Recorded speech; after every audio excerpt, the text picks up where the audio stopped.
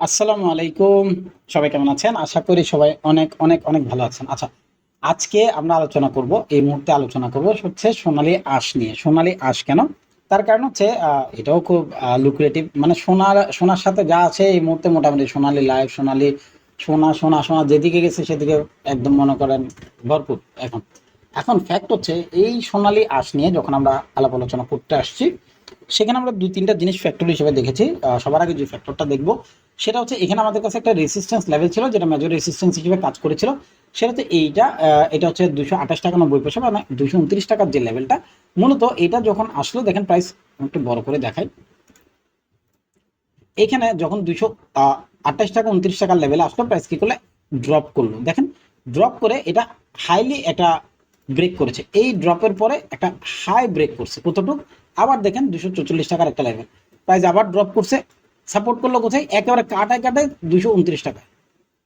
তো এখন এই যে ব্যাপারটা, এখানে উঠলো, দেন ড্রপ, দেন হাই, দেন ড্রপ, দেন হাই, দেন ড্রপ, এখন আবার উঠতেছে। কিন্তু আজকে পর্যন্ত এটা ক্লোজ করেনি, অর্থাৎ আগামীকালকে সেটা নতুন করে হাই করবে। আবার যখন রিট্রেস করবে তখন কোথায় রিট্রেস করবে? এই অংশটায় আমরা তখন আবার কি করব? সাপোর্ট দেখতে পাবো। ঠিক আছে, এই জিনিসটাই আমি ধারণা করছি। কোনো কারণে আল্লাহ না খাস্তা, এটা চান্সেস ভেরি লো। এখন পর্যন্ত প্রাইস উপরে যাচ্ছে, মোটামুটি 275 টাকা পর্যন্ত যাবে, এমনটা আমার এখন পর্যন্ত আশা আছে। এখন ফ্যাক্টর হচ্ছে যদি কোনো কারণে প্রাইস, এরপরে হচ্ছে যদি, কারণ এখন পর্যন্ত ক্লোজিং করতে পারেনি, ক্লোজ করে ফেলতো ব্যাপার হয়ে যেত অন্যরকম, যে ঠিক আছে এখান থেকে গেছে, রিট্রেস করে তারপর বাই হবে। আগামীকালকের ক্যান্ডেলের উপর পুরো জিনিসটা আসলে কি করবে, ডিপেন্ড করবে। তবে পসিবিলিটিস এখন পর্যন্ত এটা অনেক বেশি যে এই ধরনের একটা ক্যান্ডেল আমরা পাবো, যেটা 2-3-4% পর্যন্ত বাই হতে পারে এখন পর্যন্ত। ঠিক আছে, সো আমি আজকের তারিখটা আমি আপনাদেরকে বলে দিই। এটা হচ্ছে 1 সেপ্টেম্বর। 2রা সেপ্টেম্বর হয়তো আমার এখন রাত বাজে হচ্ছে 10টা 40 রাতের।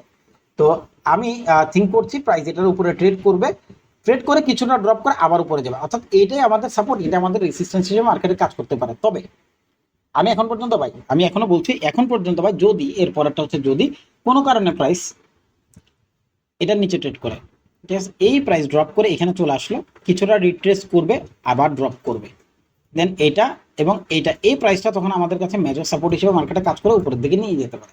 তবে এখন পর্যন্ত এরকম কোনো সম্ভাবনা এখন পর্যন্ত নেই। এই 240 টাকা 44 টাকা পর্যন্ত প্রাইস পয়েন্টে আমার কাছে এখন পর্যন্ত প্রাইসের কোনো রকমের হেরফের নেই। প্রাইস এভাবে টুকটুক টুকটুক করে 275 টাকা পর্যন্ত যাবে, এমনটাই আমার আশা এখন পর্যন্ত। সেল সাইডের ইন্ডিকেশন এখন পর্যন্ত কোনো কিছু রেডি করেনি, এবং চান্সেস আর ভেরি লো, মানে নিউ লো করার। সেটা যখন করবে তখন চিন্তা করবো, যেহেতু মার্কেটে আমাদের এই ধরনের একটা পার্সপেক্টিভ এবং মুভমেন্ট ক্রিয়েট করছে, সেটা যদি সলিড লাইন যেত এরকম করে, এটা যেরকম করে গেছে, এটা যদি এটাকে ব্রেক করে ফেলতো তখন ভয় থাকতো।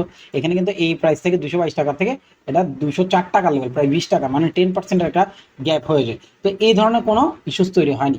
সো আমাদের কাছে এখনো পর্যন্ত চান্সেস আছে প্রাইস টুকটুক করে উপরের দিকে যাওয়ার। ঠিক আছে, এটাই আমার কাছে এখন পর্যন্ত এরিয়া, এখন পর্যন্ত আমার থিঙ্কিং এটা by side. So thank you, ভালো থাকবেন, সুস্থ থাকবেন ততক্ষণ পর্যন্ত।